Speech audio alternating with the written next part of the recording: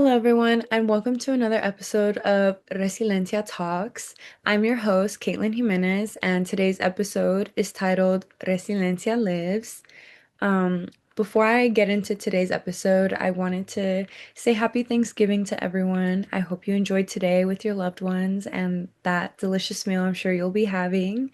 Um, but yeah, so to get into it, I wanted to first define post-traumatic growth, which is the transformation and positive psychological or even physical change that occurs after struggling with trauma and engaging with it. This also includes the evolution of our identity and the overall acceptance that it's neither good nor bad. It's just the overall acceptance of who we are. Um, and an example of this could look like someone losing their personal belongings or even like such as like their house in a natural disaster. Um, with when that happens, they have to rebuild their life. And within that rebuilding, they're going to learn new skills. They're going to handle stress a lot more better than they did before because they're, overcoming all these obstacles that they have to face that they didn't have to before. And um that growth kind of, is demonstrated through that. And also, like, within their mentality, like, if I survive that, then I can survive anything. And that also demonstrates post-traumatic growth. So yeah, the framework that we will be focusing on today is George A. Bonanno's psychosocial resilience model of post-traumatic growth. And within this framework, it emphasized three main ideas, which the first one is resilience differs from recovery. Recovery is after a traumatic event, a person's normal functioning drops for a while, but over time slowly returns to how they were before the event. And resilience is the ability to stay ready and balanced after a traumatic event and possibly even stronger. And the reason why this is a point is because they're often mistaken to be kind of or seen to be the same thing when really they're not. There is a difference, and it's important that we realize this because it's all a process of like how we grow as individuals and just overall how we achieve that post-traumatic growth. Because yes, it does tie in together, but it's not the same thing. And the second point is resilience is common. It's a lot more common than we think. And I love how Bonanno includes this in his framework and emphasizes this because he says or he focuses on how acute and chronic grief responses and PTSD responses are often like the focus of a lot of studies, of a lot of literature, and that kind of takes away or kind of like makes it seem as if like resiliency is kind of rare um, because of all these, like responses that are, happening because of the traumatic event that happened. Um, when really like resiliency looks different among a lot of people. Everyone is different, but it's a lot more common. And I think it's important that we have that in our heads because we we kind of, are kind of the norm, as Bonanno says, like these responses are subjected to as like the norm when really like we don't have to have those responses as like a response to like what the traumatic or stressful event that just happened. We don't have to have those responses. Everyone is different, and resiliency does not include that like as it's like the definition that those responses are not wired within resiliency. Everyone is different, and I think it's important to have that in our brains because we can be resilient individuals. Um, we just are. Like it's just how we are as human beings. It just looks different within everyone. And the third point is there are multiple and yes, sometimes unexpected pathways to resilience, and this includes hardiness, self-enhancement, repressive coping, and positive emotion and laughter. To kind of define these main core four, hardiness, as Bonanno includes, has consists of three dimensions, which is one, being committed to finding meaningful purpose in life. Two, the belief that one can influence one's surroundings and the outcome of events. And three, the belief that one can learn and grow from both positive and negative life experiences. And it was also included that hardy individuals have been found to assess stressful situations as less threatening, minimizing experiencing distress. And then self-enhancement is the tendency to perceive oneself in an overly positive manner with benefits such as high self-esteem. And a study was found that self-enhancement proved to be adapted for bereaved individuals suffering from severe loss. I included that to, just kind of demonstrate that. And then repressive coping is for like we tend to avoid unpleasant thoughts, emotion, and memories. It operates through emotion-focused mechanisms like emotional dissociation, and it fosters adaptation to extreme adversity. And then positive emotion and laughter, kind of said in the name, but it's basically positive emotions that help reduce levels of distress following adverse events by quieting or undoing negative emotions. It copes well with adversity through the use of positive emotion and laughter. And it often strengthens social support, which I have a personal experience coming up that kind of like um, demonstrates this, which I will get into right now, actually. Um, so a couple months ago, I kind of wanted to just share like the most recent like traumatic event that just happened to me. Recently, a couple months ago, I was involved in a car accident, and this happened like around 1 in the morning. Um, and so the reason why I'm saying that is because my parents tend to like sleep really early and I call my parents for everything. So I kind of wanted to just say that before I get into it. And for those who, want the full-on scoop, um basically I was driving on the freeway. What a night. I was coming from a concert with my friend. Lovely concert, amazing. For those wondering, it was Caliuchis. And someone came off an exit and lost control of their vehicle and crashed in like a barrier that the freeway has. And that was on like that was literally like disrupting the lane that I was currently on. And so, before being able to make it to safety, of course, like I was safe. I was being responsible. I slowed down, had my emergency lights on. We were gonna call, well, we did call 911 for this individual. And I didn't know what this person was gonna do. I didn't know if they were gonna stay in their vehicle, if they were gonna, turn around, what the situation was gonna be. But before I could even do anything, while we were still on the phone calling 911 as well, this person decided to drive the opposite side of the freeway and in the process hit my car. Um, and this caused a lot of just thoughts racing through my head, but even though I was literally frozen. Like the fears that we often experience when it comes to traumatic events include fight, flight, freeze, and fawn. And what I was experiencing was freeze. Like even though my mind was racing, I was frozen, physically and emotionally frozen. Um, but I had so many thoughts running through my head, so that had me a little confused. But that's honestly the best way I could describe what I was feeling in that moment. And um, so of course, like I pulled over somewhere like a lot more safer. And I of course like called my parents, but they were not picking up. And I knew there was a chance that that they weren't because they're heavy sleepers and they often like have a bedtime. Um, so I was like, okay, well, that's that. And that just kind of scared me even more in the moment, but I understood, like, I wasn't expecting an answer because I knew, but at the same time, it just made it a lot more scarier for me. And even though it doesn't sound as bad as I'm describing it, it just very much kind of just changed my whole perspective. Like, am I even a good driver?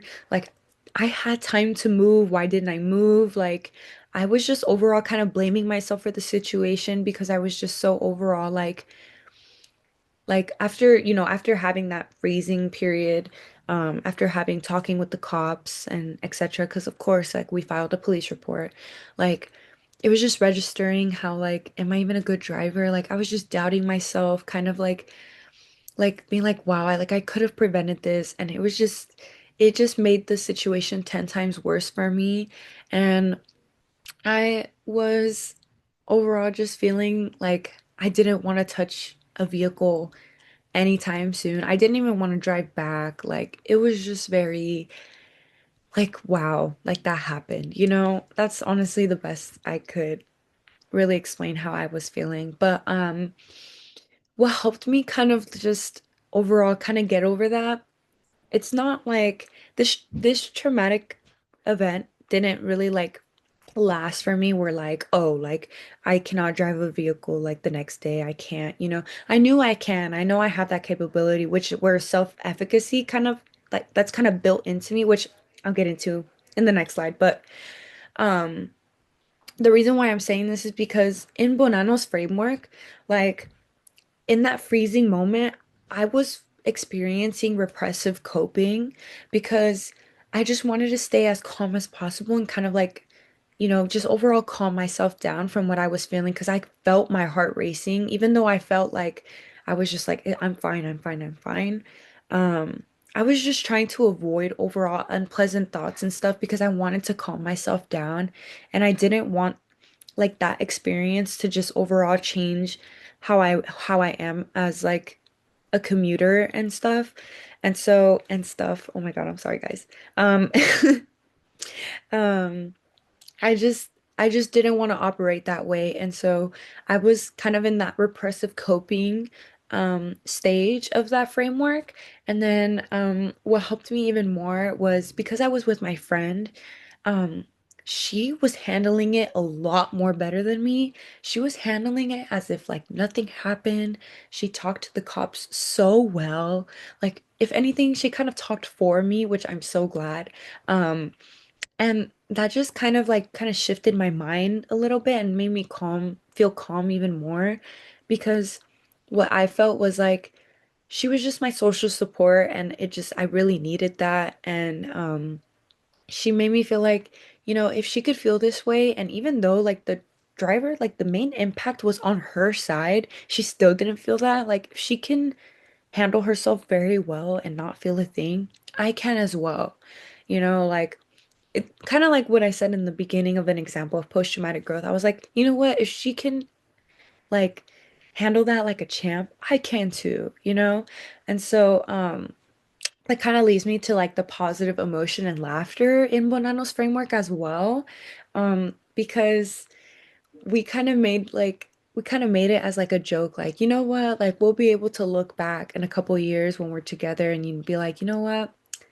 Like we went to go see this person, amazing, and this happened, like it just had to happen, like um and it was just a kind of like a funny thing between us. Like, of course, this would happen to us, type of deal. But like in a funny light, even though like yes, it's something serious, but we were fine. Like that's what made it kind of like our joking, like our trauma joke in a way.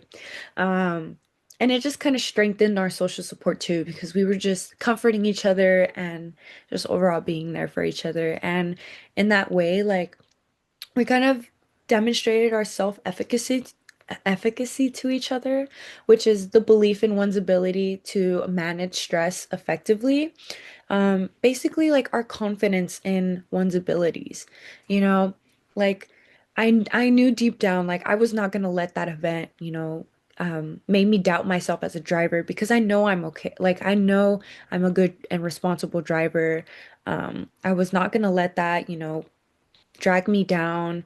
Um, Even though it was very traumatic to me, something that I've never experienced before, it was just overall, I knew like, sorry, excuse me, I know I'm a good driver and I'm not gonna let that stop me.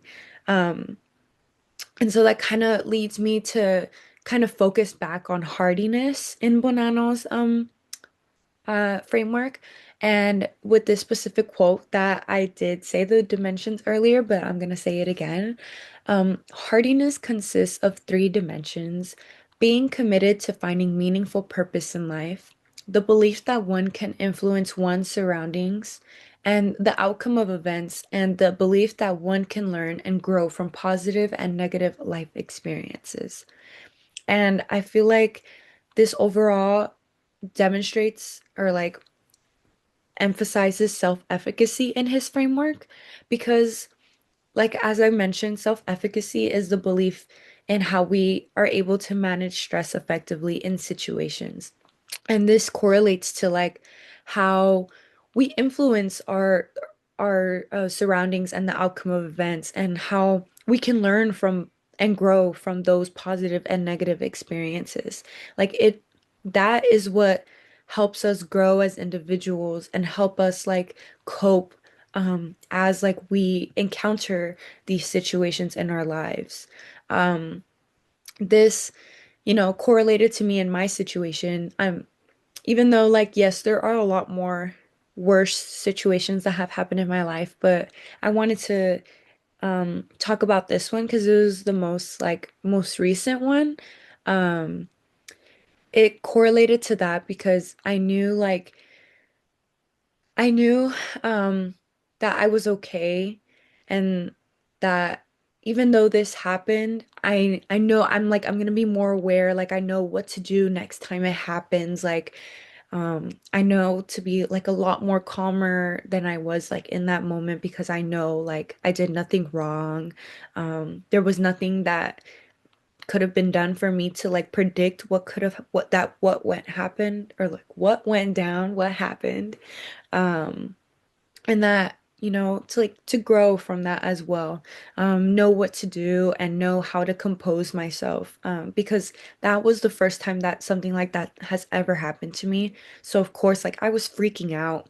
um and yeah, that's basically like my self-efficacy, how I demonstrated it in that moment. I'm not a person who like recognizes their like resiliency in a way. And if it wasn't for like the class that I'm taking currently, um, I wouldn't have like been able to see this myself. Which is why I feel like being able to understand that, like being able to talk to you guys about this framework can further help you guys in the future, or like whatever, like you guys encounter in your lives, the stressful situations that you encounter. I feel like, being aware of this, having like this in mind, being able to like, yes, resilience is a lot more common than we think. Like it is within us, and like it looks different for everyone, and it could include this, and this, you know. I feel like knowing that can help one like be able to see like, you know what, I can get through this. And with a lot of like resources, like my social support in that moment, we all have, different social supports and other resources in our lives. Like we see that, and we'll like, we're grateful for that, and we like utilize that in turn in like times where like things like this happen. Um, And so, yeah, that's basically my episode for today of Resiliencia Lives. This overall kind of ties, I titled it Resiliencia Lives because it translates to resilience lives. I know, just in case, but because resilience does live, and it can live even in little moments where we think it's not, for events that aren't as like traumatizing or like stressful. We all have that resiliency in us, and whether we see it or not, it lives. And that's basically why I titled that this episode that title, and why I chose like the subject, or like the framework that I'm talking about currently. And I hope that you guys were able to learn something, or able to relate, or able to just laugh, and or like just not laugh per se. I'm sorry. No. Or yeah, laugh. Or like just overall just feel that realness, and that like raw, like this is just yeah, that raw like connection that I'm trying to make with everyone regarding like a nice like subject such as this. And I think it's important that we see that and recognize that as well because situations can be tough and we feel like we're alone, but really like we're able to combat whatever comes at us and we're just able to be resilient and grow from these events. And it's just what makes us, it's just what the evolution, like I said earlier, it's what the evolution of our identity and our acceptance of that is what helps us with post-traumatic growth.